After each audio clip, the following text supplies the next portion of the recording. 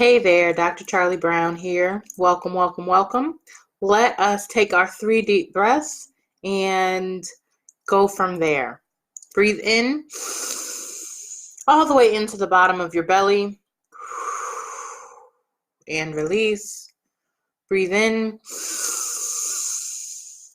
Fill your belly up like a balloon and release. One more time. Breathe in and release.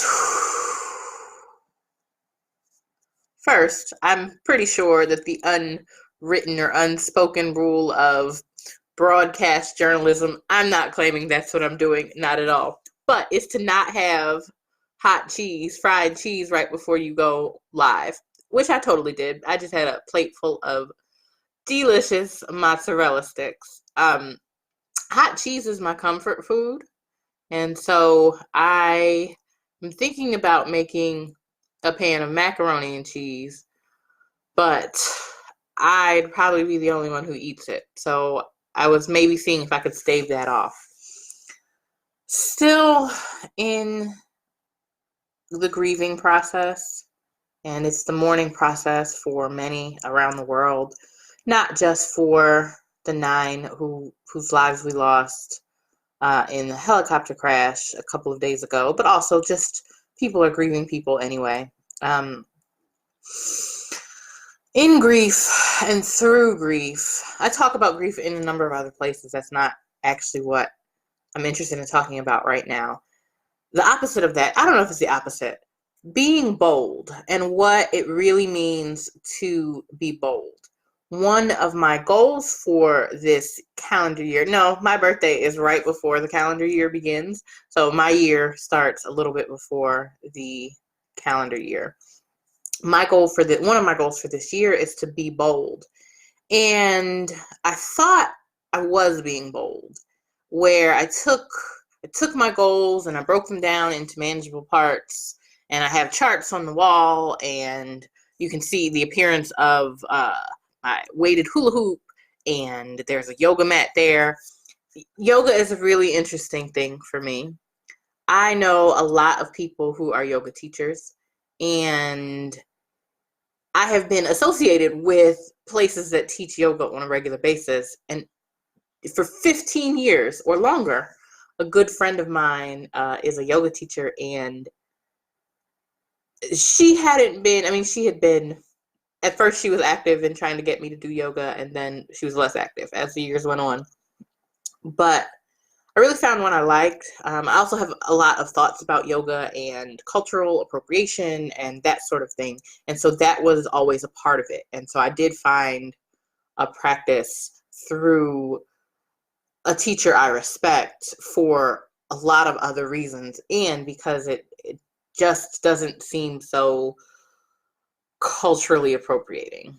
I did find a practice that I liked. It was a hard practice, I will say that. But I do want to get back to doing it. So I did find myself a yoga mat to make that process a little bit easier. I think that's cultural appropriation too, that we call it yoga mats and not exercise mats. And okay, that's not what this is about either. Being bold. In my head, I made my plan. I'm a Capricorn. We make plans. We like to plan, and we like to have something to come back to. And I broke it down into my manageable pieces, and those charts are up on the wall. And a month in, I'm not sure that that's boldness for me.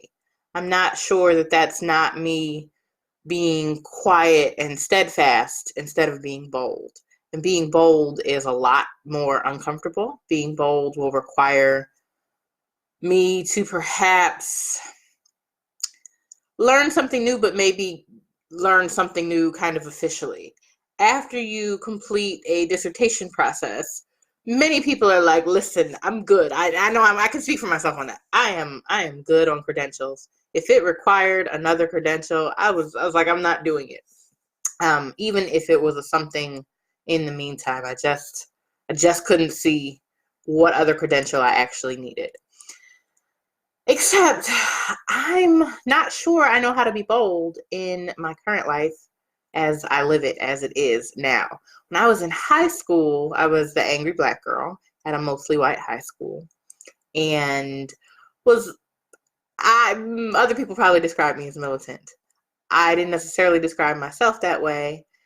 And then in college, the craziest thing to me, I was kind of the cool kid, which I still don't quite understand. But part of that, there was a certain level of boldness, of emboldenedness. That comes with youth for sure, where you think you're invincible and you think that everything is open to you. But what if we kept that? What if I still think that everything is open to me and available, and I don't have to take the safe route?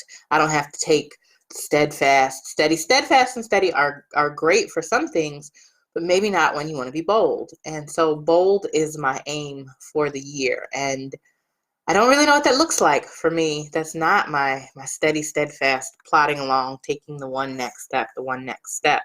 I'm not sure I know how to plan for bold. I'm not sure how I know how to make a plan to be bolder in a meaningful way for me, to further me along in whatever or wherever I say I want to be along.